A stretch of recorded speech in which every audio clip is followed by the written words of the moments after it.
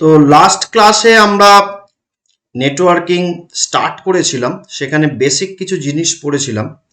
আজকের ক্লাসটাও কিন্তু তার কন্টিনিউয়েশন। এখানেও আমরা বেসিক নেটওয়ার্কিং এর কিছু জিনিস যেগুলো আমাদের জানতে হবে সেইগুলো আমরা শিখব। এর মধ্যে কিছু জিনিস বলে রাখি যেগুলো আমরা আগের ক্লাসে আলোচনা করেছি, এখানেও আমার সেই কিছু কথা আসবে, তো সেইগুলো আমরা ছোট করে স্কিপ করে যাব। তো প্রথমেই যেটা হচ্ছে সেটা হচ্ছে আমার ডেটা কমিউনিকেশন। এটা আগের দিনও আলোচনা হয়েছিল। ডেটা কমিউনিকেশন কি না, data communication refers to the exchange of data. Data exchange হচ্ছে কার মধ্যে না, between source and the receiver. Source এবং রিসিভারের মধ্যে ডেটা এক্সচেঞ্জ হবে via form of transmission media. Transmission media through দিয়ে কীরকম, এই যে ছবিটা দেখতে পাচ্ছি এটা হচ্ছে একজন ট্রান্সমিটার, এটা একটা রিসিভার। তো আমার কিছু ডেটা আছে, ইনপুট ডেটা। তো ইনপুট ডেটা ট্রান্সমিটারের থ্রু দিয়ে, through transmission medium transmitted signal, এবং রিসিভ সিগন্যাল হচ্ছে রিসিভার রিসিভ করছে, সেটা আউটপুট পাচ্ছে। তো সেটা একটা সিম্পল ডেটা কমিউনিকেশন সিস্টেম। এবার এইটা বলতে গিয়ে আমরা কতকগুলো জিনিস পড়েছিলাম, যেমন প্রথমে পড়েছিলাম হচ্ছে component of data communication system. আমার 5টা কম্পোনেন্ট থাকে, message, sender, receiver, medium and protocol. Protocol মানে আমি বলেছিলাম সেট অফ রুলস, এখানেও লেখা আছে set of rules that governs the communication. এবার এই যে ছবিটা আগের দিন আমরা পড়েছিলাম, যে এইটা আমরা নিশ্চয়ই চেনা লাগছে, আগের দিন ক্লাসে আলোচনা হয়েছিল। তো সেন্ডারের কাছে ডেটা আছে, কিছু প্রোটোকল এর কাছে আছে, এটা মিডিয়াম, মেসেজটা যাচ্ছে, রিসিভার রিসিভ করছে, প্রোটোকল, এখানেও প্রোটোকল আছে। তো এবার এই যে প্রোটোকল সম্বন্ধে, প্রোটোকলের কি কি ফাংশন সেটা এবার আমরা আলোচনা করব। তো এ protocol performs the following functions. কি কি ফাংশনস? প্রথমে আসছি data sequencing. The first point is data sequencing. Data sequencing বলতে কি বোঝাচ্ছে না, it refers to breaking the long message into smaller packets of fixed size. তো ডেটা সিকোয়েন্সিং মানে হচ্ছে আমার যে ডেটাটা আছে সেই ডেটাটাকে ও ছোট ছোট পার্টে ডিভাইড করে, ছোট ছোট একটা গোটা মেসেজ, বড় মেসেজ একসঙ্গে পাঠানো যায় না। কি করতে হয় না, বড় মেসেজটাকে কেটে ছোট ছোট স্মলার পিস, প্যাকেটস তৈরি করতে, ছোট ছোট যে পার্টগুলো হচ্ছে সেগুলোকে আমরা বলি প্যাকেট, এবং সেই প্যাকেটগুলোর নাম্বারিং করতে হয়, মানে প্যাকেট নাম্বার 1 2 3, এবং সেইগুলো আমার সেন্ড করে। এবার সেন্ড করার সময় আমার যে রিসিভার যখন রিসিভ করবে ওই নাম্বার দেখে মিলিয়ে নেয়। আমরা যদি একটু বুঝি ব্যাপারটা কি, ব্যাপারটা আমি বলতে চাইছি এরকম, ডেটা সিকোয়েন্সিং মানে ধরা যাক আমার এখানে সেন্ডার আছে, সেন্ডার, এবং আমার কোথাও রিসিভার আছে, ধরা যাক এটা রিসিভার। এবার সেন্ডার থেকে রিসিভারে আমার যে কমিউনিকেশনটা হবে থ্রু সাম মিডিয়াম, সেই কমিউনিকেশনটা মাঝখানে অনেক ব্রেক থাকতে পারে, মানে ইন্টারমিডিয়েট কিছু নোটস থাকতে পারে। সাধারণভাবে ইন্টারমিডিয়েট নোটস বলতে রাউটারকে বোঝায়, এবং আমরা যখনই ছবি আঁকবো এরকম যখন একটা সিম্বল আঁকবো, এটা ধরে নেবো এটা একটা রাউটার। মানে আমি বলতে চাইছি সেন্ডার থেকে ডেটাটা আসে এখানে, এখান থেকে আবার একটা রাউটার থেকে আরো একটা রাউটার কি সেটা সম্বন্ধে আমরা আসছে, একটা নেটওয়ার্ক ডিভাইস যেটা আমার প্যাকেট ফরওয়ার্ডিং করছে, এবং এখান থেকে আমার রিসিভার পাচ্ছে। বা হতেই পারে যে এই রাস্তা না থেকে একটা অন্য ডিফারেন্ট রুটও থাকতে পারে, মানে সেন্ডার থেকে এই রাউটার এবং সেখান থেকে ওই কানেকশন থাকতে পারে, বা অন্য আদার্স আরো অনেক পাথ থাকতে পারে। ধরে নিলাম আরো একটা অল্টারনেটিভ পাথ আছে, যে পাথ দিয়েও আমার ডেটা আসতে পারে। তো সেন্ডার থেকে এইরকম আমার পাথটা হচ্ছে এখানে, এখান থেকে এখানে, এখান থেকে এখানে, এবার এখান থেকে এখানে। এবার আমার একটা বড় মেসেজ আছে, বড় একটা মেসেজ আছে, সেই মেসেজটাকে সেন্ডার যখন সেন্ড করবে তার আগে কি করবে না, এটাকে ছোট ছোট প্যাকেটাইজ করবে, ছোট ছোট প্যাকেটেও ডিভাইড করবে। ধরলাম এইগুলো হচ্ছে প্যাকেট। সেই এবার প্যাকেটের এবার নাম্বারিং হবে, ধরলাম এটা প্যাকেট নাম্বার 1, এটা প্যাকেট নাম্বার 2, এটা প্যাকেট নাম্বার 3। এইবার ফার্স্ট প্যাকেট যেটা যাবে সেটা ধরা যাক আমার এই প্যাকেটটা যে কোনো একটা পাথ ফলো করতে পারে, সেটা কোন পাথ ফলো হবে সেটা ডিপেন্ড করবে সেই সময় নেটওয়ার্ক কনজেশন বা নেটওয়ার্কের আরো বেশ কিছু প্যারামিটার্স আছে, তার উপর ডিপেন্ড করে প্যাকেট ফরওয়ার্ডিং হয়। ধরলাম এই প্যাকেট ওয়ানটা, তিনটে আমার প্যাকেট, পুরো মেসেজটাকে চপিং করে তিনটে প্যাকেট আমি ডিভাইড করেছি, প্যাকেট ওয়ান, প্যাকেট টু এবং প্যাকেট থ্রি, এই তিনটে প্যাকেট আমার যাবে। সো প্যাকেট ওয়ানটা ধরলাম আমার এই রুটে গেল, এইখান দিয়ে আসছে প্যাকেট ওয়ানটা, এর কাছে গেল। প্যাকেট টুটা ধরলাম আমি এই পাথ ফলো করেছে, ধরে নিলাম একই পাথও ফলো করতে পারে, আমি ধরলাম এই পাথ দিয়ে গেছে, এবং ধরলাম প্যাকেট থ্রিটা আমার এই পাথ দিয়ে গেছে, এখানে গেছে, তারপরে এই পাথ দিয়ে প্যাকেট থ্রিটা আমার এর কাছে এসেছে। এবার রিসিভার কি করবে, রিসিভার কাছে কিছু প্রোটোকলস থাকে, তো সেন্ডারের কাছে প্রোটোকল কি করলো না ডেটাটাকে ব্রেক করলো, নাম্বারিং করলো। রিসিভার যখন রিসিভ করবে ডেটাগুলোকে, ও কিন্তু হতেই পারে যে প্যাকেট টুটাকে আগে রিসিভ করেছে, হতেই পারে প্যাকেট টুটাকে আগে রিসিভ করেছে, প্যাকেট টুটা আগে চলে এসছে, কিন্তু ও সাজিয়ে নেবে কিভাবে না এই সিকোয়েন্স দেখে। তো আগে প্যাকেট টু এলো, ও প্যাকেট টু কে এখানে রাখবে, প্যাকেট ওয়ান তারপরে এলো এখানে লাগলো, এবং তারপরে প্যাকেট থ্রি আসছে তো এখানে রাখছে।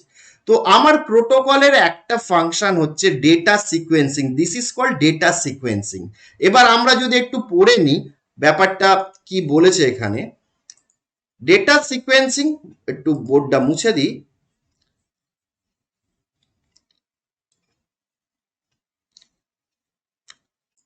বলছে data sequencing refer to breaking the long message into smaller packets of fix size, যে প্যাকেটগুলো হচ্ছে সেই প্যাকেটগুলো কিন্তু ফিক্স সাইজের হয়।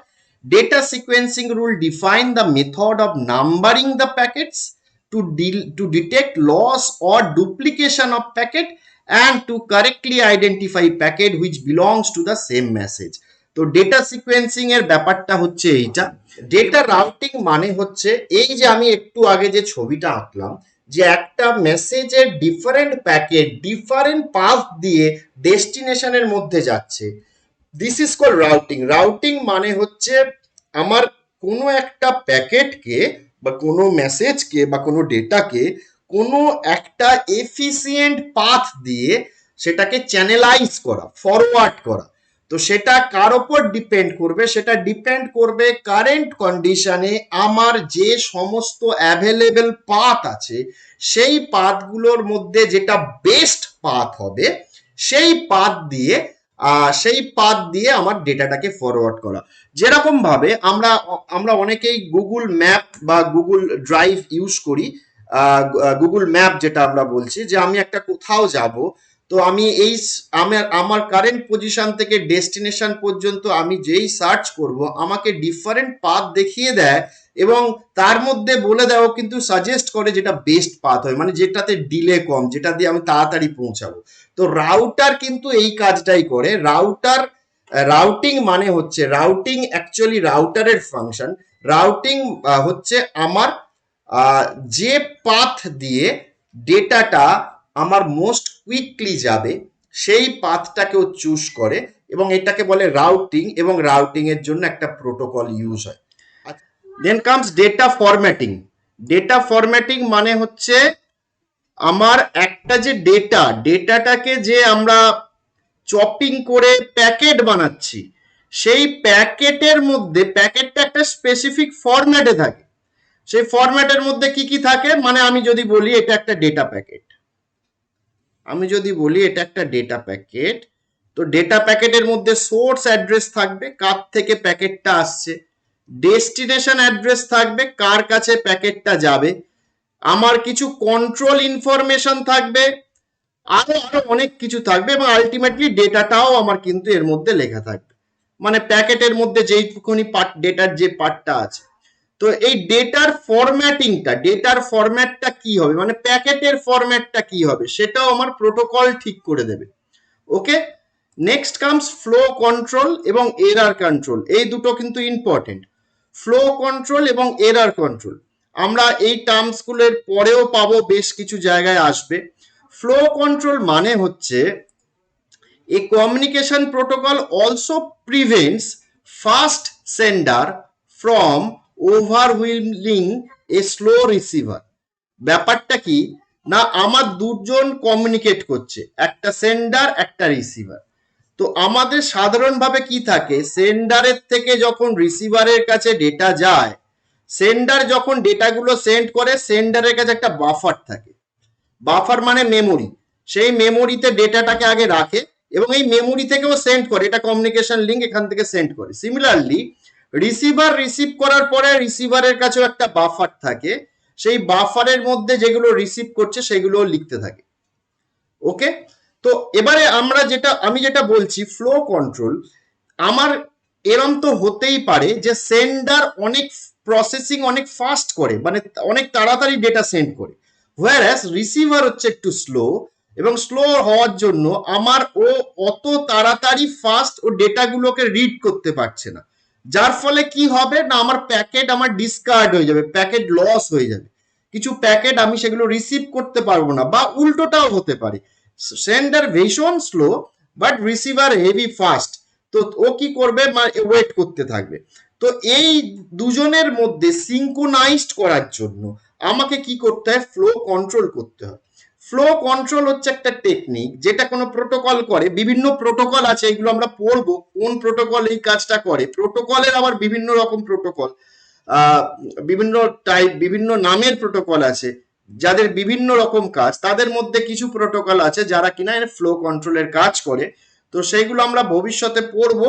তো ফ্লো কন্ট্রোল হচ্ছে একটা মেকানিজম যেখানে আমার সেন্ডার এবং রিসিভার দুজনকে সিঙ্ক্রোনাইজ করা হয় যাতে না আমার কোনো ডেটা লস হয়।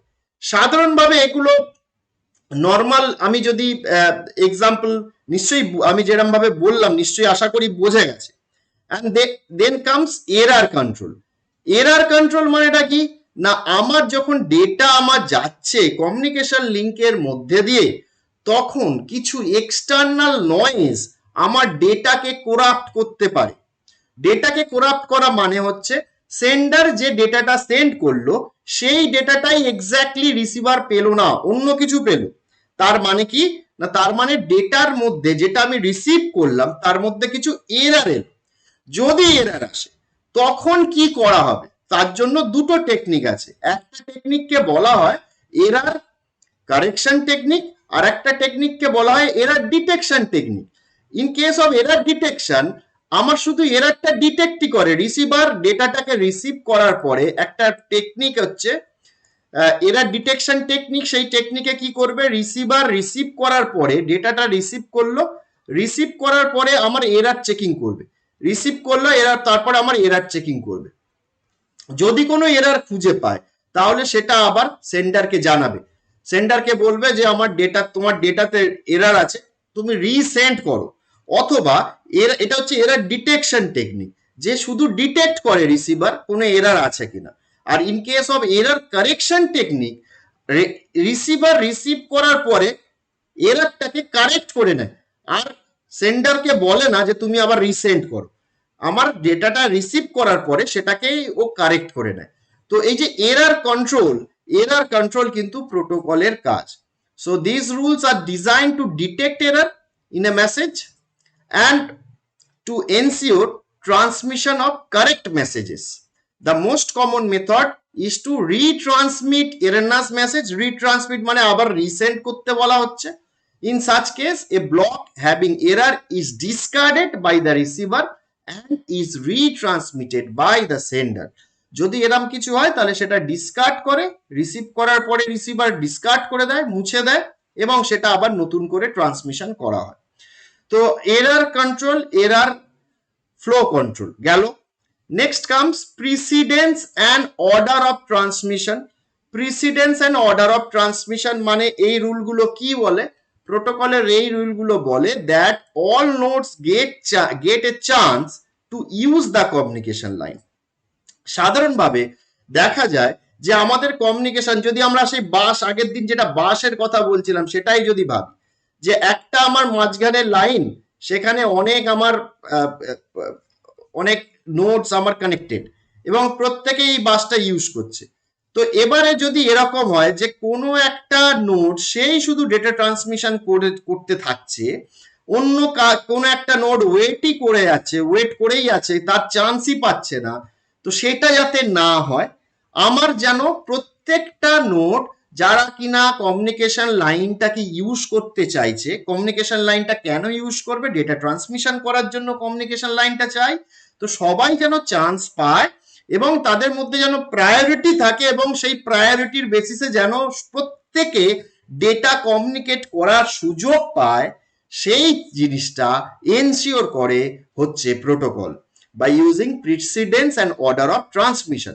Okay, next comes connection establishment and termination. এইটা কি?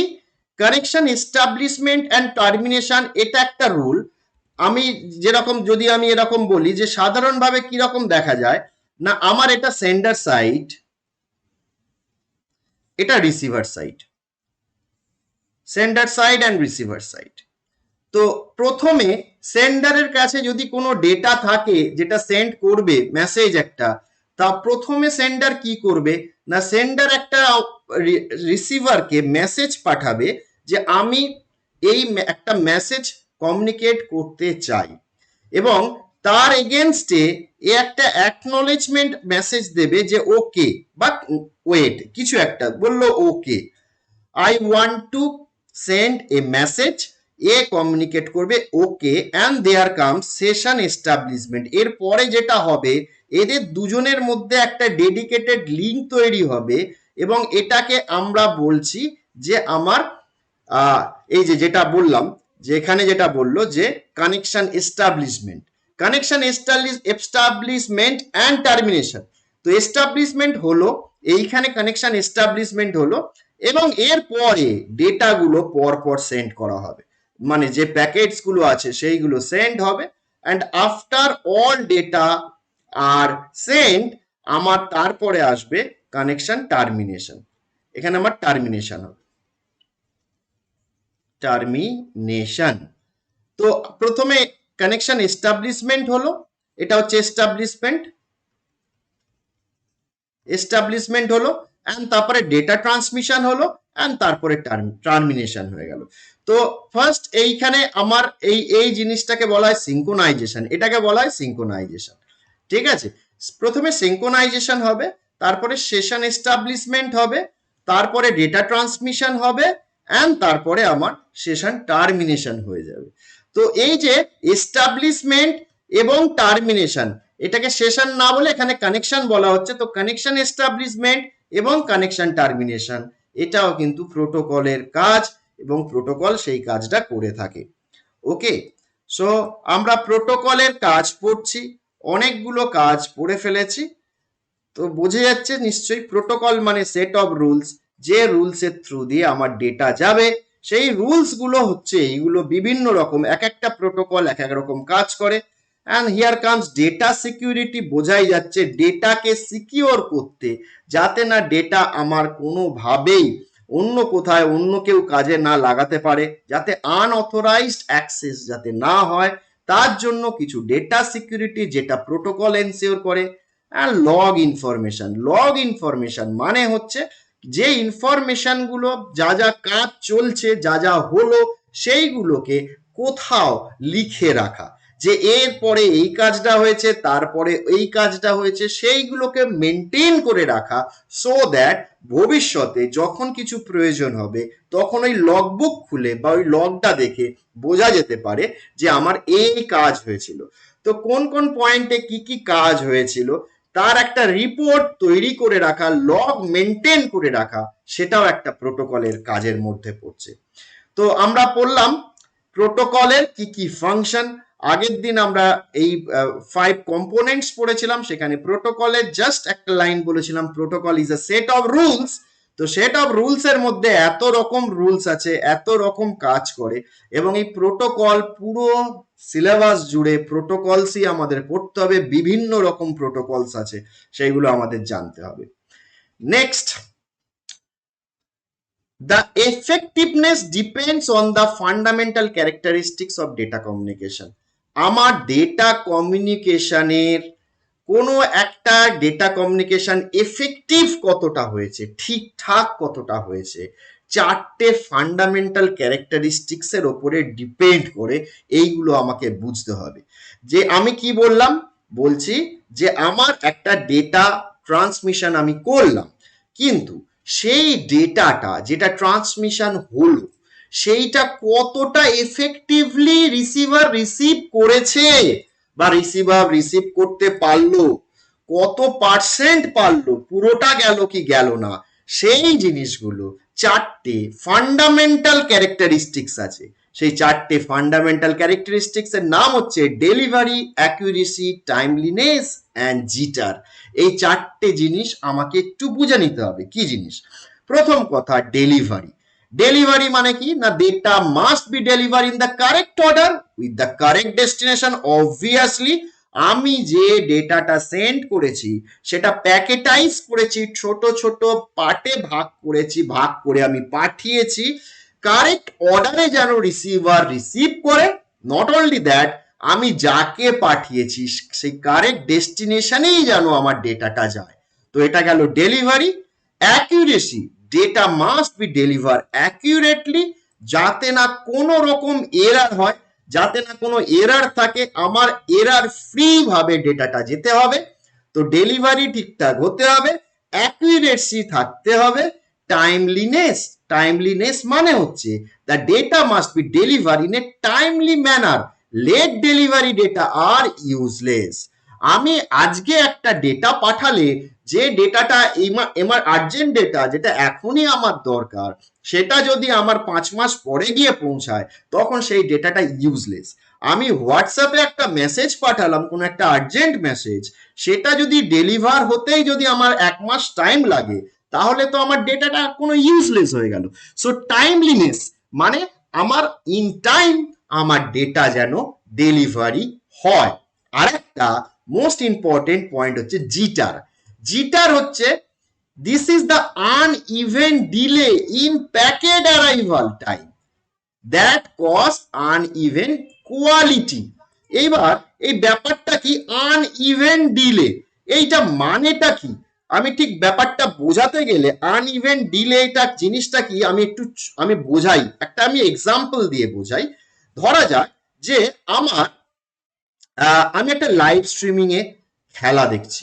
ওকে, লাইভ স্ট্রিমিং এ খেলা দেখছি মানে খেলাটা যখন চলছে, মানে সেন্ডারের যখন আমার ডেটাটা সেন্ড করছে, আমি হলাম রিসিভার। রিসিভার আমি খেলাটা দেখছি, একটা ক্রিকেট ম্যাচ দেখছি সাপোজ। এইবার সেন্ডার মানে যারা সেন্ড করছে, ধরে নিলাম কোনো একজন কোনো ইউটিউব থেকে আসছে বা কোনো পার্টিকুলার চ্যানেল থেকে আমার ব্রডকাস্ট হচ্ছে। তো আমার এখানে যে প্যাকেটগুলো আছে সেই প্যাকেটগুলো এক এক করে আমাকে সেন্ড করা হবে, আমি এখানে বসে সেগুলো রিসিভ করব। বেশ, packet number 1, packet number 2, packet number 3 এবং প্যাকেট নাম্বার 4 আমি পাঠিয়েছি। আরো প্রচুর প্যাকেট, নিশ্চয়ই একটা খেলা, আমি একটা জাস্ট ছোট্ট একটা পার্ট বোঝাচ্ছি, আরো নিশ্চয়ই অনেক প্যাকেট আছে, আমি সেগুলোতে আমি যাচ্ছি না। এইবার ধরা যাক এই যে 1 নম্বর প্যাকেটটা যখন সেন্ডার সেন্ড করেছে তখন ঘড়িতে বাজে ঠিক 1টা। ঠিক আছে, ঠিক 1টা বাজে, বা আমি সেকেন্ডেও মিলি সেকেন্ডেও বলতে, আমি এটা বোঝানোর জন্য বলছি, আমার ঠিক ঘড়িতে বাজে 1টা। রিসিভার যখন 1 নম্বর প্যাকেটটা রিসিভ করেছে তখন ঘড়িতে বাজে 1টা বেজে 2 সেকেন্ড বা 2 মিনিট। ওকে, তার মানে এবার তার পরের প্যাকেটটা এ সেন্ড করেছে 1টা বেজে 2 সেকেন্ডে, তাহলে একে নিশ্চয়ই সেটা 1টা বেজে 4 সেকেন্ডে আমার আসার কথা, তাই তো? তারপরেরটা যদি ও 1টা বেজে 3 মিনিটে বা 3 সেকেন্ডে যাই বলি না কেন, তার মানে আমার এখানে গ্যাপিংটা কত হচ্ছে? 2 সেকেন্ডের গ্যাপ হচ্ছে, আমি ধরলাম 2 সেকেন্ডের গ্যাপ। এটা 1 মিনিট, মিনিটে বলছি, 1 মিনিটে পাঠিয়েছে, এটা 1 মিনিট 2 সেকেন্ডে টাইম যখন হয়েছে তখন সে পেয়েছে। আবার এটা আমার 1 মিনিট 2 সেকেন্ডে পাঠিয়েছে, 1 মিনিট 4 সেকেন্ড, আমি তো একটু ডিলেতে পাবো কারণ আমি ধরে নিচ্ছি ট্রান্সমিশন করতে একটু সময় লাগবে। তো এক্স্যাক্টলি যে টাইমে সেন্ড করছে সেই টাইমে নিশ্চয়ই রিসিভ হবে না। আমার যদি এই টাইমে ও সেন্ড করে, আমার রিসিভ করেছি আমি এই টাইমে, তার থেকে খানিকক্ষণ পরে, আমি ধরলাম 2 সেকেন্ড পরে রিসিভ করেছি। আবার এইটাও তাই, আমি একটা একটা 2 সেকেন্ডে পাঠিয়েছি, একটা 4 সেকেন্ডে রিসিভ করেছি, তাই তো 2 সেকেন্ড ডিলে হয়েছে। পরের প্যাকেটটা যদি একটা 3-এ পাঠায় তাহলে কখন পাওয়ার কথা? একটা 6-এ পাওয়ার কথা। কিন্তু আমি যদি এটা একটা 6-এ না পেয়ে একটা 7-এ পাই, তাহলে কি হলো? একটু ডিলে করে পেলাম। তারপরেরটা আমি পাচ্ছি, তারপরেরটা একটা আমি 4-এ পাঠিয়েছি, একটা 4-এরটা একটা 6-এ আসার কথা ছিল, কিন্তু এটা আমার এসছে একটা 8-এ। তার মানে আমি দেখতে পাচ্ছি প্রথম প্যাকেটের জন্য ডিলে হয়েছে 2 সেকেন্ড, পরের প্যাকেটটা হচ্ছে প্যাকেটটা 2 সেকেন্ড ডিলেতে এসছে, তারপরের প্যাকেটটা আমার কত সেকেন্ড ডিলেতে এসছে? 3-এ পাঠিয়েছি, 4-এ পেয়েছি, তার মানে আমার 4 সেকেন্ড ডিলে হয়েছে। আর তারপরের প্যাকেটটা আমার আমি ধরলাম এটা এটা আমার এটা আমি ধরলাম 7-এ পেয়েছি, ওই একই টাইমেই পেয়েছি, একটা 7-এ। তার মানে আমার ডিলে হয়েছে 3 সেকেন্ড। তো আমি এবারে তুমি ভাবো যে তুমি একটা লাইভ স্ট্রিমিং দেখছো, তাহলে কি রকম ফিলিংটা কিরকম হবে? ফিলিংটা এরকম হবে, আমার স্মুথনেস আসবে না, আমি স্মুথলি দেখতে পাবো না, কোথাও গেল খানিকটা আটকে গেল, আবার খানিকটা শুরু হলো, বা আগেরটা পরে এরকমও হতে পারে যে এইটা এসছে অনেক পরে 8-এ আর এটা এসছে 7-এ, এটার 5 সেকেন্ড ডিলে হয়েছে, এটা আমার তার আগে চলে এসছে। তার মানে আমি দেখবো এইটা আগে, মানে ব্যাটসম্যান বল মেরে দিয়েছে, বাউন্ডারির দিকে বল যাচ্ছে, তারপরে আমার যদি এই প্যাকেটটা আসে তখন আমি দেখবো বোলার বল করতে ছুটে আসছে। তো এরকম ব্যাপারটা আসবে। তার মানে কেন হচ্ছে? তার কারণ হচ্ছে এই কনসেপ্টটা, আন ইভেন্ট ডিলে হচ্ছে। আন ইভেন্ট ডিলে, যদি ইভেন্ট ডিলে হতো, মানে প্রত্যেকটা প্যাকেটই যদি 2 সেকেন্ড ল্যাগে আসতো, তাহলে কিন্তু আমি একটা স্মুথ এক্সপিরিয়েন্স পেতাম। কিন্তু যেহেতু আমার প্যাকেটগুলো আন ইভেন্ট ডিলেতে আসছে, আমি কিন্তু সেই জিনিসটা পাবো না, সুতরাং আমার কোয়ালিটি ভালো হবে না, ইভেন আমার অনেক সময় যে মিনিংলেসও হয়ে যেতে পারে। তো সেটাই বলছে জিটার। তো জিটার মানে নিশ্চয়ই বোঝাতে পেরেছি, জিটার মানে হচ্ছে the uneven delay in packet arrival time that cause uneven quality, quality আমার খারাপ হয়ে যাচ্ছে। তো আমরা কি পড়লাম? যে আমার যদি এফেক্টিভ কমিউনিকেশন যদি চাই, যদি ভালো কমিউনিকেশন চাই, তাহলে আমার কোন কোন পয়েন্টের ওপর আমাকে মনে রাখতে হবে, খেয়াল রাখতে হবে, যে ডিপেন্ড করছে এফেক্টিভ কমিউনিকেশন এই 4টে পয়েন্টের ওপর: ডেলিভারি, অ্যাকুরেসি, টাইমলিনেস, মানে টাইমে আমাকে ডেলিভার করতে হবে, অ্যান্ড জিটার। সিমিলারলি ওই যে যদি আমার খেলার কথাটাই বলি, আজকে খেলা হচ্ছে, লাইভ স্ট্রিমিং দেখতে বসেছি, সেই খেলাটা আমার সকালে খেলা হচ্ছে, বিকালবেলা আমার মোবাইলে আমি দেখতে পাচ্ছি লাইভ স্ট্রিমিংটা, তো আর আগে রেজাল্ট আমি জেনে ফেলেছি। সুতরাং টাইমলিনেস মানে বোঝা যাচ্ছে যে আমার টাইমে যদি না ডেটা আমি সেন্ড করতে পারি প্রপার টাইমে, তাহলে কিন্তু সেটা মিনিংলেস হয়ে যায় অনেক সময়। ওকে, তো এই এই জিনিসটা আমার গেল। এবারে আগের দিনে আমি কয়েকটা জিনিস বলেছিলাম, টার্মস বলেছিলাম, যে client, server, host, work station, এই জিনিসগুলো কি এখানে আজকে আমরা ক্লিয়ারলি বলবো। সেটা প্রথম কথা হচ্ছে, এই টার্মস গুলো মাঝে মাঝেই আমাদের আসবে। প্রথম হচ্ছে হোয়াট ইজ ক্লায়েন্ট। ক্লায়েন্ট হচ্ছে একটা হার্ডওয়্যার বা সফটওয়্যারও হতে পারে। ক্লায়েন্ট মানে এনি হার্ডওয়্যার অবা সফটওয়্যারও হতে পারে, যেটা কিনা কোনো একটা সার্ভিস সে জন্য রিকোয়েস্ট করে। A client is a computer hardware or software that access a service, যে কিনা একটা সার্ভিস অ্যাক্সেস করছে, যেটা made available by a server. Server একটা সার্ভিস দিচ্ছে, সেই সার্ভিসটা এনজয় করছে কোনো একটা ক্লায়েন্ট। এবারে একটু প্রথমে খানিকটা ব্যাপারটা বোঝা গেল, অনেকটা জিনিস অনেকের বোঝা যায়নি। তো সার্ভার একটা সিস্টেম যে কিনা কিছু সার্ভিস দেয়, ক্লায়েন্ট সেই সার্ভিসগুলো এনজয় করে। তার আগে কিন্তু ক্লায়েন্ট কিন্তু সার্ভিসের জন্য রিকোয়েস্ট করে, এবং সেই সার্ভিসটা সার্ভার দিলে ক্লায়েন্ট সেটাকে এনজয় করে, অ্যাক্সেস করে। তো এইটা আমার কোনো হার্ডওয়্যার হতে পারে, মানে কোনো একটা কম্পিউটার হতে পারে, কোনো মোবাইল ডিভাইস হতে পারে, বা কোনো সফটওয়্যারও হতে পারে। মানে কোন একটা পার্টিকুলার সফটওয়্যার, মানে হার্ডওয়্যার। এই যে ক্লায়েন্ট এবং সার্ভার, কখনোই ভাববে না ক্লায়েন্ট মানে কোন একটা কম্পিউটার মেশিন, সার্ভার মানে একটা বড় কম্পিউটার মেশিন, তা নয়। কিন্তু সার্ভার মানে কিছু সার্ভিস, কিছু একটা সার্ভিস প্রোভাইড করে। হ্যাঁ, সার্ভার একটা কম্পিউটার বটে, কিন্তু একটা কম্পিউটার মানেই সার্ভার না। আমি যে ল্যাপটপটায় কাজ করছি সেটাও একটা সার্ভার হতে পারে, যদি আমি তার মধ্যে কিছু সফটওয়্যার ইনস্টল করি, যে সফটওয়্যারটা থ্রু দিয়ে এই ল্যাপটপটা কিছু সার্ভিস কাউকে দিচ্ছে, তাহলে ল্যাপটপটাও সার্ভার, তাই না? তো সার্ভার বা ক্লায়েন্ট মানেই যে শুধুমাত্র হার্ডওয়্যার তা কিন্তু নয়। হার্ডওয়্যারের সঙ্গে, হার্ডওয়্যার তো থাকতেই হবে, হার্ডওয়্যার না হলে কি করে হবে, তার সঙ্গে আমার কিছু স্পেশালিস্ট সফটওয়্যার থাকবে যেগুলো অ্যাক্সেস করবে। যেমন আমি বলি, যদি আমার ডেস্কটপ বা ল্যাপটপ যদি আমার ক্লায়েন্ট হয়, আমি যেখানে ইন্টারনেট অ্যাক্সেস করছি, তাহলে ইন্টারনেট অ্যাক্সেস করতে গেলে অবশ্যই আমাকে ওয়েব ব্রাউজার ইনস্টল করতে হবে। যদি না ওয়েব ব্রাউজার থাকে তাহলে তো আমি ইন্টারনেট অ্যাক্সেস পাবো না। তার মানে আমার হার্ডওয়্যার লাগছে অ্যাজ ওয়েল অ্যাজ একটা সফটওয়্যারও লাগছে, তাই না? সিমিলারলি একটা আমি সার্ভার, যে ওয়েবসাইটটা আমি অ্যাক্সেস করছি সেই ওয়েবসাইটটা আমার মেশিনে খুলছে, ওকে, কিন্তু সেটা আসছে কোথা থেকে? কোন একটা সার্ভার থেকে। সেই সার্ভারটা মানে কি শুধুমাত্র একটা হার্ডওয়্যার? তা নয় কিন্তু। সেই সার্ভারটার মধ্যে যদি না ওয়েব সার্ভিস ইনস্টল করা থাকে, যদি না তার মধ্যে সেই ক্ষমতা দেয়া থাকে তার মধ্যে যে তুমি কোনো একটা রিকোয়েস্ট এলে তুমি সেটাকে রেসপন্স করবে, তাহলে তো সে কিছুই করতে পারবে না। তো সার্ভার এবং ক্লায়েন্ট দুটোই হচ্ছে হার্ডওয়্যার, বাট তার মধ্যে কিছু সার্ভিস ইনস্টল করতে হবে, ওকে।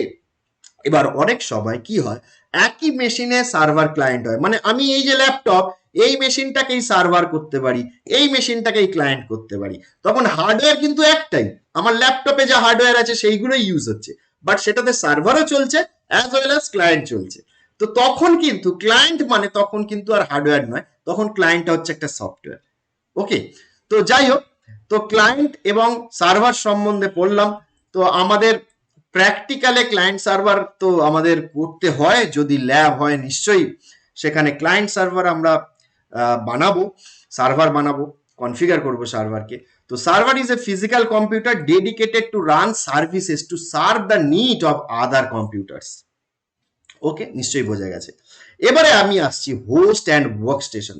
সার্ভার ক্লায়েন্ট বুঝলাম, and now comes host and workstation. প্রথম কথা, আমরা আগের দিন ক্লাসও এরকম বলেছি, হোস্ট বা ওয়ার্ক স্টেশন মানে ধরে না কোনো একটা কম্পিউটার। অ্যাকচুয়ালি হোস্ট মানে হচ্ছে এমন একটা জিনিস যেটা নেটওয়ার্কে কোথাও কারো না কারোর সঙ্গে কানেক্টেড এবং যার মধ্যে আইপি অ্যাড্রেস অ্যাসাইন করা যায়। ভালো, আবার বলছি, হোস্ট মানে যার মধ্যে আইপি অ্যাড্রেস অ্যাসাইন করা যায় এমন কোনো ডিভাইস, মানে নেটওয়ার্ক। আইপি অ্যাড্রেস মানে হচ্ছে একটা নাম্বার, যে নাম্বার দিয়ে আমরা নেটওয়ার্কের কোনো একটা ডিভাইসকে আইডেন্টিফাই করতে পারি, ইউনিকলি আইডেন্টিফাই করতে পারি, ডেটাবেসের প্রাইমারি কির মতো, যদি তোমরা ডেটাবেস জানো। তো আমার সারা পৃথিবীতে প্রচুর ডিভাইস যারা কিনা ইন্টারনেট অ্যাক্সেস করছে বা কোনো একটা নেটওয়ার্ক অ্যাক্সেস করছে, কোনো একটা পার্টিকুলার নেটওয়ার্কের মধ্যে কোনো একটা পার্টিকুলার ডিভাইসকে যদি আমি ইউনিকলি আইডেন্টিফাই করতে চাই, তার জন্য একটা নিয়ম হচ্ছে, অনেক রকম ভাবে করা যায়, তার মধ্যে একটা নিয়ম হচ্ছে আইপি অ্যাড্রেস দিয়ে আমরা সেটাকে ট্রেস করতে পারি, আইপি অ্যাড্রেস দিয়ে সেটাকে আমি ডিটেক্ট করতে পারি। এবার কোনো, যদি যে কোনো ডিভাইস যদি আইপি অ্যাড্রেসেবল হয়, তার মানে কোনো ডিভাইসের মধ্যে আমি যদি আইপি অ্যাড্রেস তার মধ্যে লিখে দিতে পারি, তাহলে সেই ডিভাইসটাকেই আমি বলবো হোস্ট। তার মানে কোন একটা ক্লায়েন্ট সেটাও হোস্ট হতে পারে, কোন একটা সার্ভার সেটাও হোস্ট হতে পারে, কোন একটা মোবাইল তার মধ্যে আইপি অ্যাড্রেস থাকে সেটাও একটা হোস্ট হতে পারে, কোন একটা রাউটার যে কিনা কোনো প্রসেসিং করে না, স্টোর ফরওয়ার্ড করছে, সেটাও আমার কিন্তু একটা হোস্ট হতে পারে। তো হোস্ট মানে anything which is IP addressable, okay, বোঝা গেল। And workstation, workstation, কোনো ওয়ার্ক স্টেশনও সেটাও হোস্ট। একটা ওয়ার্ক স্টেশন মানে যার মধ্যে processing as well as storage capability আছে, তাকেই বলবো workstation. Workstation is a host, আবার বলছি, workstation is a host, workstation একটা হোস্ট। তার মানে ওয়ার্ক স্টেশনের মধ্যে আমরা আইপি অ্যাড্রেস দিতে পারি, but A work station must have processing capability, মানে প্রসেসর থাকবে, as well as storage capability, মানে স্টোর করে রাখতে পারবে। মানে আমার একটা ল্যাপটপ যার মধ্যে আইপি অ্যাড্রেস আছে, আমি বলতে পারি এটা একটা ওয়ার্ক স্টেশন, ওকে। এবার এটা কি ক্লায়েন্ট? এবার আমি নট নেসেসারিলি এটা ক্লায়েন্ট। ক্লায়েন্ট হতে গেলে আমি যদি এখান থেকে কিছু রিকোয়েস্ট পাঠাই কোনো সার্ভারে, তাহলে আমি তখন এটাকে বলবো client. Yes, client is a host. Client কি ওয়ার্ক স্টেশন? হ্যাঁ, ক্লায়েন্ট ওয়ার্ক স্টেশন হতে পারে যদি তার মধ্যে আমার আইপি অ্যাড্রেস দেয়া যায়। তার মধ্যে যদি আমার থাকে, হার্ড ডিস্ক থাকে, তার মধ্যে যদি আমার র্যাম থাকে, তার মধ্যে যদি আমার প্রসেসর থাকে, তাহলে সেটা একটা ওয়ার্ক স্টেশন। ওকে, তো হোস্ট অ্যান্ড ওয়ার্ক স্টেশনের মধ্যে নিশ্চয়ই ডিফারেন্সটা বোঝাতে পারলাম। হোস্ট ইজ এভরিথিং, প্রত্যেকটাই হোস্ট। আমার নেটওয়ার্কে যে কোনো ডিভাইস সেটাই হচ্ছে হোস্ট, যদি সেটাকে আইপি অ্যাড্রেসেবল হয়, যদি আইপি তার মধ্যে অ্যাসাইন করতে পারি, তাহলেই সেটাকে আমরা বলবো হোস্ট। ওকে, আচ্ছা, এইবারে next topic is type of network. Type of network বলতে আমরা ল্যান, ম্যান, ওয়ান, এইগুলো এগুলো সবারই জানা। তো আমাদের প্রথম নেটওয়ার্ক যেটা তৈরি হয়েছিল, ফার্স্ট কম্পিউটার নেটওয়ার্ক, সেটা ইউনাইটেড স্টেটের ডিফেন্সে তৈরি হয়েছিল, যেটার নাম ছিল আরপানেট। আরপানেটের ফুল ফর্ম হচ্ছে advance research project agency network. Advance research project agency network, ARPANET, যেটা ইউনাইটেড স্টেটে প্রথম হয়েছিল। তো যাই হোক, তারপর থেকে এখন তো নেটওয়ার্ক ছাড়া আমরা কিছুই ভাবতে পারি না, যে ইন্টারনেট বা নেটওয়ার্ক ছাড়া যে কিছু হতে পারে সেটা আমরা কল্পনাই করতে পারি না। তো সাধারণভাবে আমাদের বিভিন্ন রকম নেটওয়ার্ক আছে, তার মধ্যে ল্যান, ম্যান, ওয়ান সবাই আমরা জানি, এইটা নিয়ে আমি বেশি আলোচনা করছি না। ল্যান মানে হচ্ছে অল্প জায়গার মধ্যে ছোট বিল্ডিং বা রুমের মধ্যে যদি নেটওয়ার্ক, সেগুলো হচ্ছে ল্যান। আর ওয়ান হচ্ছে অনেক বড়, তাই তো। আর মেট্রোপলিটন এরিয়া নেটওয়ার্ক হচ্ছে উইদিন সিটি মধ্যে যদি আমাদের নেটওয়ার্কটা হয়। তবে আমি বলে রাখি, ল্যান হচ্ছে private network, LAN own by the owner. আমি যদি একটা ল্যান বানাই তাহলে আমি তার ওনার হবে। হোয়ারএস ওয়ানের কিন্তু আমার কোনো ওনারশিপ নেই, ওয়ানটা হচ্ছে পাবলিক নেটওয়ার্ক, সবার আমার ডেটা সেখান দিয়ে যায়। আবার ম্যান, মেট্রোপলিটন এরিয়া নেটওয়ার্ক, এটা আমার প্রাইভেটও হতে পারে অথবা পাবলিকও হতে পারে। সাধারণ কিভাবে হয় অ্যাকচুয়ালি আমি ব্যাপারটা একটু বুঝিয়ে বলার চেষ্টা করি। ধরা যাক আমার একটা অফিস আছে, সেই অফিসের মধ্যে বেশ কিছু কম্পিউটার আছে। এই যে এইট যেগুলো আঁকছি, এইগুলো ধরে নিতে হবে এক একটা কম্পিউটার। মানে অ্যাকচুয়ালি একটা কম্পিউটারকে তো এরকম ভাবে আঁকা হয়, এই যে কম্পিউটার, এটা কিবোর্ড, এবার সেইটাকেই এই যে এইট হয়ে গেছে। তো আমি যেগুলো এইট আঁকবো সেগুলো ধরে নিতে হবে computer, and they are connected with some LAN. LAN connection আছে, প্রত্যেকেই এইখানে সুইচে কানেক্টেড আছে, তার মানে সবাই আমার ল্যানে আছে। এবার এটার আউটপুটে একটা গেটওয়ে থাকে। গেটওয়ে একটা ডিভাইস, এখানে একটা রাউটার থাকে, স্পেশাল রাউটার যেটাকে বলে গেটওয়ে, যেটা দিয়ে বাইরের জগতের সঙ্গেও তথ্য আদান প্রদান করে, মানে ইন্টারনেট অ্যাক্সেস হোক, অন্য কিছু হোক। এবার আমার যদি আরো একটা অফিস থাকে অনেক দূরে, সেখানেও কিছু কম্পিউটার আছে, এবং তারাও আমার একটা রাউটার, এই সুইচে কানেক্টেড, ল্যান। তো এখানে একটা ল্যান আছে, ল্যান ওয়ান, এখানে একটা ল্যান আছে, ল্যান টু। দুটোই ধরো কারোর অফিস, কোথাও একটা কলকাতার, ধরো নর্থ কলকাতায় আছে একটা, সাউথ কলকাতায় একটা আছে। এবার সেই দুটো কি করে কানেক্ট করবো, সেটার জন্য কানেক্ট করতে গেলে মাঝখানে রাউটার বসাতে হবে। তো সেই রাউটার দিয়ে, মানে এইখানে একটা রাউটার আছে অবশ্যই, এটাকে বলছি গেটওয়ে রাউটার, এরও তাই, এর বাইরে এখানে একটা গেটওয়ে রাউটার বসাতে হবে। সেই গেটওয়ে রাউটারের থ্রু দিয়ে আমরা এইটা কানেকশনটা হবে। তো এই যে কানেকশনটা, এই যে একটা অফিস আর একটা অফিস একটা শহরের মধ্যে দিয়ে, তো সেই কানেকশনটা করার জন্য যেটা সিস্টেমটা, এটা অ্যাকচুয়ালি ম্যান কানেকশন হয়ে গেল, মানে ল্যানের একটুখানি বড় সংস্করণ, ম্যান। এবার প্রশ্ন হলো, আমি তো একটা অফিসের মধ্যে যে কম্পিউটারগুলো কানেক্ট করছি আমার ইউটিপি কেবল দিয়ে কানেক্ট করে ফেলছি, কিন্তু আমি যখন এইখান থেকে কানেকশনটা করব, তখন এই কেবলটা, সেটা কি আমি রাস্তা খুঁড়তে খুঁড়তে যাব? রাস্তা খুঁড়তে খুঁড়তে গেলে তো আমার আহ, আমাকে তো কেউ তো করবে না, রাস্তা তো কেউ খুঁড়তে দেবে না, তাই না? আমি তো লোকের বাড়ির ওপর দিয়ে আমার তার নিয়ে যেতে পারি না।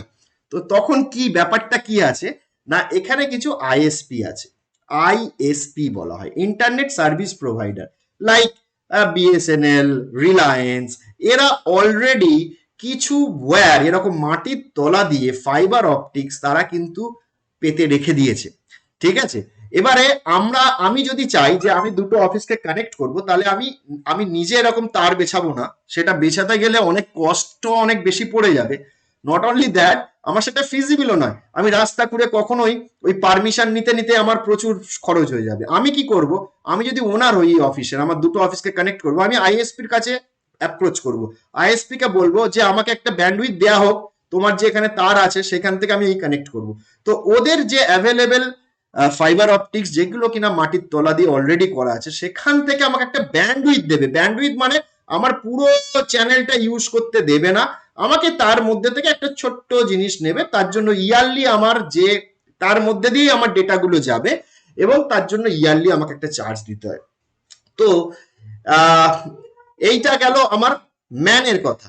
এবার ভ্যানটা কি, ভ্যান হচ্ছে আমার যদি এর থেকেও বড় হয়, মানে একটা কলকাতায় একটা অফিস আবার দিল্লিতে একটা অফিস, তখন যদি আমি কানেক্ট করতে চাই, বা আমার ইন্ডিয়াতে একটা অফিস আছে বা একটা ইউকেতে অফিস আছে, তখন যদি দুটো অফিসের সমস্ত কম্পিউটার আমি কানেক্ট করতে চাই, তখন আমার ওয়ানের কনসেপ্ট আসছে। তো বোঝাই যাচ্ছে যে ওয়ান বা ম্যান এরা কিন্তু পাবলিক নেটওয়ার্ক। এখানে কিন্তু আমার আর ল্যান এর মধ্যে যে ডেটাগুলো থাকবে, এই নেটওয়ার্কে যে ডেটাগুলো থাকবে সেগুলো আমার নিজের নেটওয়ার্ক, নিজের ডেটা। তো সেই জন্য এটা হচ্ছে আমার প্রাইভেট নেটওয়ার্ক, আর এইগুলো হচ্ছে পাবলিক নেটওয়ার্ক। তবে ম্যান অনেক সময় প্রাইভেটও হয়, যদি আমার কাছাকাছি দুটো একই পাড়ার দু এন্ডে দুটো আমার অফিস আছে, তাহলে আমি সেরকম ভাবে মাঝখানে এরকম তার দিয়ে ফাইবার অপটিক্স দিয়ে কানেক্ট করে নিতে পারি। ঠিক আছে, ওকে। তো এই গেল আমার এই জিনিসটা, এটা নিয়ে আর ডিটেলসে আমি দিচ্ছি না, আমি পিডিএফটা ডেসক্রিপশনে দিয়ে রাখবো, যদি কারোর দরকার লাগে ডাউনলোড করে নেবে।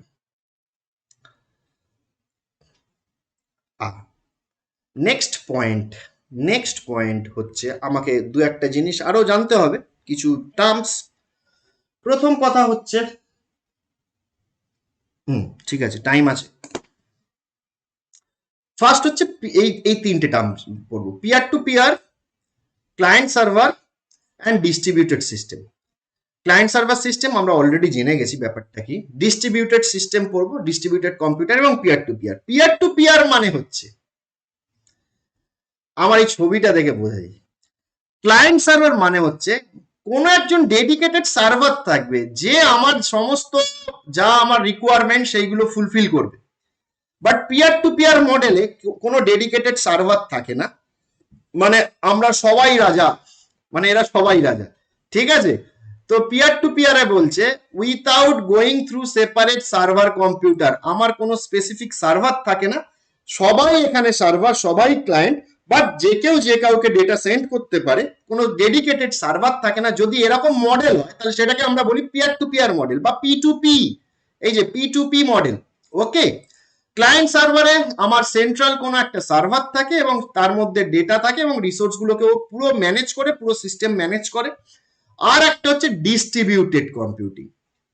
ডিস্ট্রিবিউটেড কম্পিউটিং হচ্ছে একটা সফটওয়্যার সিস্টেম যেখানে আমার স্পেসিফিক, সাধারণভাবে কি হয়, যদি আমার ধরা যাক একটা কম্পিউটার একটা সার্ভার, সেই সার্ভারের মধ্যেই যদি মাল্টিপল সার্ভিস আমি ইনস্টল করি, মানে একটা সার্ভার যার মধ্যে আমি ডেটাবেস ইনস্টল করেছি, মানে ডেটাবেসের রিকোয়েস্ট আমার ডেটাবেসের রিকোয়েস্ট আমার যখন আসবে ক্লায়েন্ট থেকে সেটাকে যেমন সার্ভ করবে, আবার কোন একটা সার্ভারকে ধরা যাক আমি প্রিন্ট সার্ভার করেছি, প্রিন্টের রিকোয়েস্ট আসবে ওই একই সার্ভারের মধ্যেই রেখেছি, ধরা যাক একটাই সার্ভার আমি করেছি।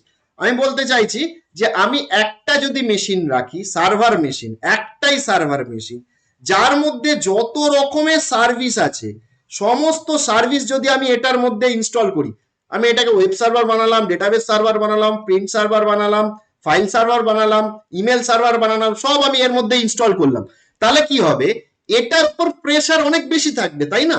যে প্রত্যেকটা ক্লায়েন্ট, ডিফারেন্ট ক্লায়েন্টের ডিফারেন্ট নিড, ডিফারেন্ট ক্লায়েন্ট যখন রিকোয়েস্ট করছে তাদের ডিফারেন্ট নিড আছে, এক একজনের এক এক রকম নিড, এবং প্রত্যেকটা নিড, প্রত্যেক ডিফারেন্ট টাইপ অফ নিডকে ফুলফিল করার জন্য আমার এই সার্ভারের ওপর প্রচুর প্রেশার পড়তে পারে।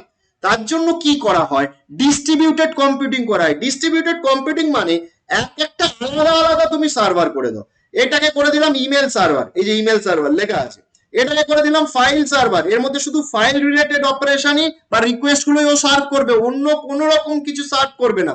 এটাকে ওয়েব সার্ভার বানিয়ে দেওয়া হয়েছে।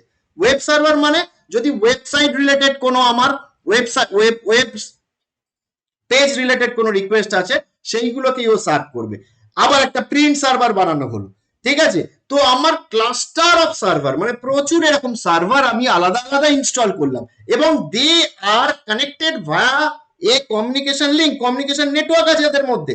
এবার বাইরে থেকে কোনো ক্লায়েন্ট যদি রিকোয়েস্ট করে কোন একটা পার্টিকুলার আইপি দেওয়া হলো, তুমি এই আইপিতে যাও তাহলে তুমি সার্ভিসটা পাবে, সেই আইপিতেই এলো, কিন্তু এখানে একটা হোস্ট থাকে, ধরা যায় একটা রিকোয়েস্ট করলো, এখানে একটা হোস্ট থাকে, এ চেক করবে কি টাইপের সার্ভিস, যে টাইপের সার্ভিস তাকে ঠিক ফরওয়ার্ড করে দেবে, এটা এটা ফাইল সার্ভিস, তো একে ফরওয়ার্ড করবে, এ ওটাকে এক্সিকিউট করে এর থ্রু দিয়ে আবার রেসপন্স দিয়ে দেবে। তো ডিফারেন্ট সার্ভার করলে, এরকম ডিস্ট্রিবিউটেড কম্পিউটিং করলে ওভারঅল আমার সার্ভারগুলো অনেক রিল্যাক্স থাকে, অনেক ভালো পারফর্ম করতে পারে, অনেক ফাস্ট আমি রেসপন্স পেতে পারি।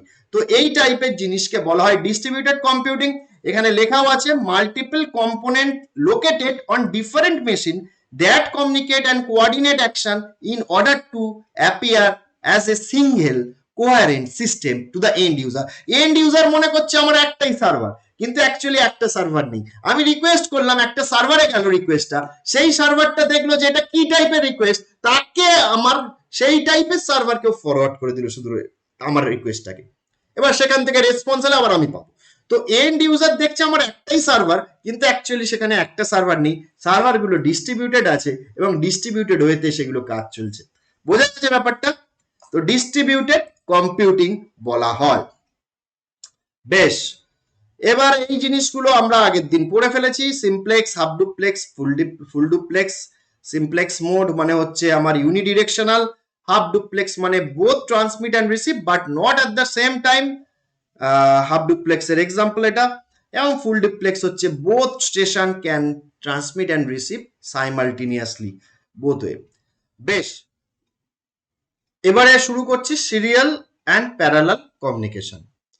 প্রথম কথা, সিরিয়াল প্যারালাল কমিউনিকেশন এর মধ্যে ডিজিটাল কমিউনিকেশন কাকে বলে? What is digital communication? Digital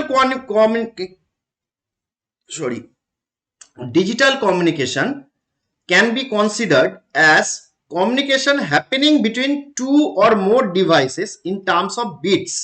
digital communication মানে বিটের দ্বারা, বিট বাই বিট মানে 0 1 এই দিয়ে দুটো ডিভাইস কমিউনিকেট করে, সেটাকে বলবো ডিজিটাল কমিউনিকেশন।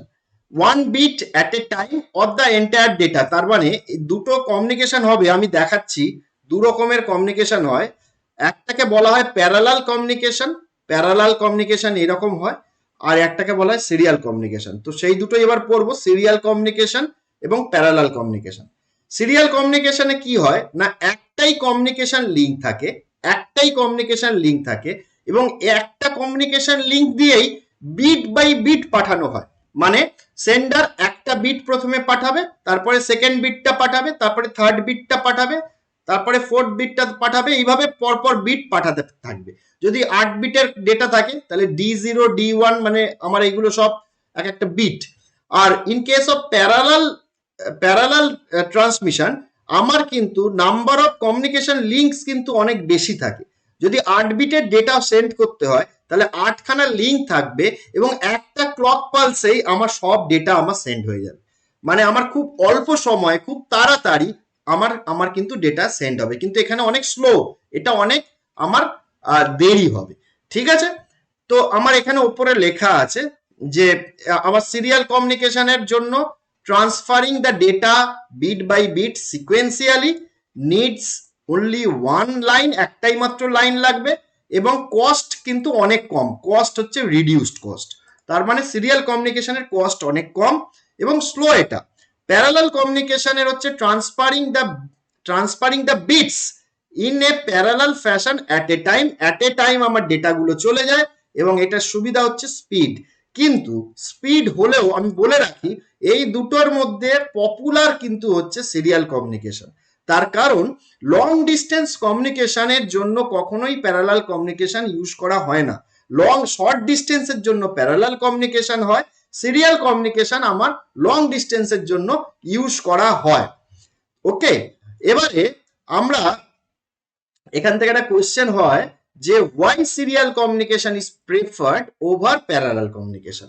কেন serial communication slow, serial communication অনেক দেরিতে হয়, তাও কেন আমার সিরিয়াল কমিউনিকেশনকে প্রেফার করা হয়, প্যারালালকে নয় কেন?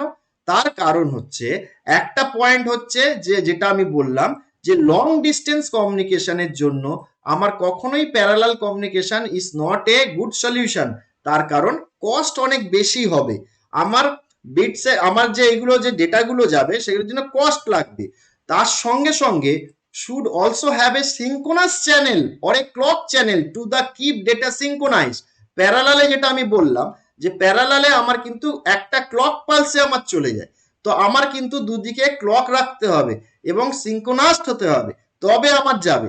বাট এটা আমার অ্যাসিঙ্কোনাস ওয়েতেও যায়, আমার কোনো ক্লক রাখার দরকার নেই, আমি ডেটাগুলো বিট বাই বিট পাঠাতে পারি। এইটা একটা যেমন কারণ। তার সঙ্গে আর একটা কারণ হচ্ছে, যে কারণে আমার প্যারালালকে প্রেফার করা হয় না, সেটা হচ্ছে ক্রস টক। ক্রস টক মানে হচ্ছে আমার একটা ডেটা যখন যাচ্ছে পাশে, একটা ডেটা যখন আমার এখান দিয়ে যাচ্ছে, যেহেতু এই লিঙ্কগুলো কাছাকাছি আসে, অনেক সময় আমার এই ডেটাটা এফেক্ট করে এই ডেটার উপর, যার ফলে কোনো একটা ডেটা চেঞ্জ হয়ে যেতে পারে। তার মানে হচ্ছে আমি এক্স্যাক্টলি যে ডেটাটা সেন্ড করেছিলাম সেই ডেটাটা এখানে রিসিভ নাও হতে পারে due to cross talk. Cross talk অনেক সময় আসতে পারে, সেই কারণে সেটাও একটা ডিসঅ্যাডভান্টেজ। ক্রস টক হচ্ছে is a phenomenon by which a signal transmitted on one circuit or channel of a transmission system creates a undesired effect in another circuit or channel। Parallel কমিউনিকেশনে ক্রস টক থাকে। Okay, তো এই জন্য আমার serial কমিউনিকেশনকে prefer করা হয় slow হলেও। আচ্ছা, এবার কম্পারিজন চার্টে যদি আমরা দেখি সিরিয়াল কমিউনিকেশন এবং প্যারালাল কমিউনিকেশনের, এই কালামটা হচ্ছে সিরিয়ালের, এটা হচ্ছে প্যারালালের। তো প্রথম পয়েন্ট যেটা বলছে সেটা হচ্ছে, এইগুলো হচ্ছে পয়েন্ট। ডেটা ট্রান্সমিশন স্পিড সিরিয়ালে স্লো, কম্পারেটিভলি এটা fast.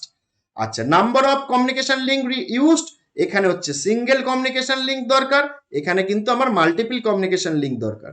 Number of transmitted bit per clock cycle, per clock সাইকেলে কটা করে বিট যাচ্ছে? অনলি 1 বিট যায়। আর এখানে n number of links will carry n bits, যদি n নাম্বার অফ লিঙ্ক থাকে তাহলে n বিট একটা ক্লক সাইকেলে চলে যাবে। কস্ট এটা লো, এটার কস্ট হচ্ছে আমার high. Okay, crosstalk not present, এখানে কিন্তু ক্রসটক থাকতে পারে। সিস্টেম আপগ্রেডেশন ইজি, এখানে কিন্তু কোয়াইট ডিফিকাল্ট। সিস্টেম আপগ্রেডেশন মানে হচ্ছে আমার যদি আজকে 8 বিটের মেশিন ছিল, কোথায় গেল ছবিটা, এখানে 8 বিটের আমার ডেটা কমিউনিকেশন লিঙ্ক ছিল, আমি যদি 16 করতে চাই তাহলে কিন্তু আমাকে এখানে এখানে প্রচুর চেঞ্জ করতে হবে, এটাকেও রিসিভার সাইডেও চেঞ্জ করতে হবে। হোয়ারঅ্যাজ আমি 8 বিটের ডেটা পাঠাই, 16 বিটের ডেটা পাঠাই, 64 বিটের ডেটা পাঠাই, আমার একটাই কমিউনিকেশন লিঙ্ক লাগবে। সেই জন্য বলছে আপগ্রেডেশন যদি করতে হয়, 8 বিট থেকে 16 বিটে গেলাম বা 16 বিট থেকে 32 বিটকে গেলাম, তো আপগ্রেডেশনের জন্য এখানে যে পয়েন্টটা বলা আছে সেটা হচ্ছে ইজি আপগ্রেডেশন করতে পারি আমি ইন কেস অফ আমার সিরিয়ালে, আর প্যারালালে কোয়াইট ডিফিকাল্ট। আর কিছু পয়েন্ট আছে, ইয়েস আরো পয়েন্ট আছে। আচ্ছা, মোড অফ ট্রান্সমিশন, এটা হচ্ছে ফুল ডুপ্লেক্স, এখানে কিন্তু হাফ ডুপ্লেক্সে হয়। হাফ ডুপ্লেক্সে মানে বোঝাই যাচ্ছে, হাফ ডুপ্লেক্স মানে প্যারালাল কমিউনিকেশন একদিকেই ডেটা যাচ্ছে, তখন যখন আমার ডেটাটা একটা সেন্টার থেকে রিসিভারের দিকে যাচ্ছে তখন যেন অন্য দিক থেকে ডেটা না আসে, তো সেই জন্য এটা হচ্ছে হাফ ডুপ্লেক্স ইউজ হয়, এখানে কিন্তু ফুল ডুপ্লেক্স হয়। সুইটেবল ফর লং ডিস্টেন্স এবং suitable for short distance. High frequency operation more efficient, less efficient. Okay, high frequency operation কি এখন বোঝার দরকার নেই। ওকে, তো এইটা গেল আমার সিরিয়াল এবং প্যারালাল কমিউনিকেশন। আর লাস্ট আজকে যেটা পড়বো, যে টপিকটা পড়বো সেটা হচ্ছে নয়েজ। নয়েজ মানে হচ্ছে আমার এক্সটার্নাল কিছু জিনিস যেগুলো আমার কমিউনিকেশনের মধ্যে, আমার ডেটার মধ্যে আমার কিনা আনওয়ান্টেড কিছু সিগন্যাল অ্যাড হয়ে যায়, সেইগুলোকে আমরা বলি noise. Unwanted from the energy which tends to interface with the proper reception and reproduction of signal transmission। তো আমরা নয়েজ, আমার যে ডেটাটা ছিল, নয়েজ যদি অ্যাড হয়ে যায়, রিসিভার যে ডেটাটা পাবে সেটা কিন্তু কারেক্ট ডেটা পাবে না। তো আমরা সব সময় চাইবো যাতে নয়েজ যাতে না আসে। তো এবার নয়েজ কত রকমের হয়? নয়েজ সাধারণভাবে দু রকমের দেখা যায়, একটা হচ্ছে এক্সটার্নাল নয়েজ আর একটাকে বলি আমরা ইন্টারনাল নয়েজ। এক্সটার্নাল নয়েজ এগুলো বেশি আলোচনা করার দরকার নেই, আমি জাস্ট বলে দিচ্ছি, খুবই সোজা এগুলো। এক্সটার্নাল নয়েজের মধ্যে কি কি আসতে পারে? Atmospheric noise. অ্যাটমসফেরিক নয়েজের মধ্যে আমার কোনো লাইটনিং হতে পারে, বিদ্যুৎ চমকালো বা thunderstorm, and the natural disturbance যে নেচারের থেকে যে ডিস্টারবেন্স গুলো পাবো সেগুলো হচ্ছে অ্যাটমসফেরিক নয়েজ হতে পারে, ইন্ডাস্ট্রিয়াল নয়েজ হতে পারে। ইন্ডাস্ট্রিয়াল নয়েজের মধ্যে অটোমোবাইলস পড়ছে, গাড়ি চলছে তার সাউন্ড, বা এয়ারক্রাফট বা ignition of electric motors, switching gear, এইগুলো হচ্ছে আবার ইন্ডাস্ট্রিয়াল নয়েজ। আর আরেকটা হয় এক্সট্রা টেরিস্ট্রিয়াল নয়েজ। এক্সট্রা টেরিস্ট্রিয়ালস মানে হচ্ছে মহাজাগতিক, মহাজাগতিক কিছু জিনিস যেগুলো আমাদের এফেক্ট করতে পারে, যেমন সোলার নয়েজ বা কসমিক নয়েজ। মানে আমার ধরা যাক আলট্রাভায়োলেট রে পড়ছে, বা আমার অন্য কিছু প্রবলেমের জন্য, সেটা হচ্ছে আমার এক্সট্রা টেরেস্ট্রিয়াল নয়েজ। তো এগুলো ছিল আমার এক্সটার্নাল নয়েজের মধ্যে। আর ইন্টারনাল নয়েজের মধ্যে আমার পড়ছে shot noise, partition noise, low frequency noise, high frequency noise, thermal noise. Thermal noise মানে গরম হয়ে গেছে, গরম হয়ে যাওয়ার ফলে আমার ইলেকট্রনের কিছু মুভমেন্ট চেঞ্জ হয়েছে, যে কারণে আমার নয়েজ হচ্ছে সেইগুলো। তো এইগুলো জাস্ট খুবই ইজি, এইগুলো নিজেরা তোমরা দেখে নেবে। আমি ক্লাসটাকে আর ইলাবোরেট করছি না, আজকে ক্লাসটা এখানেই শেষ করছি। পরের দিন থেকে কিন্তু আমি মেন টপিকে চলে আসব। আমাদের এই দুটো ক্লাস শুধুমাত্র বেসিক কিছু জিনিস হলো, পরের দিন থেকে আমরা মেন টপিক নিয়ে আলোচনা করব, সেখানে আরো অনেক নতুন জিনিস শিখবো। এইগুলো আজকে দুটো ক্লাস পুরোপুরি থিওরি, এখানে সেরকম ভাবে কনসেপচুয়াল এখনো জিনিসপত্র আসেনি, আস্তে আস্তে আসবে। সুতরাং প্রত্যেকে ক্লাস করবে, প্রত্যেকটা ক্লাস করবে, ঠিক আছে?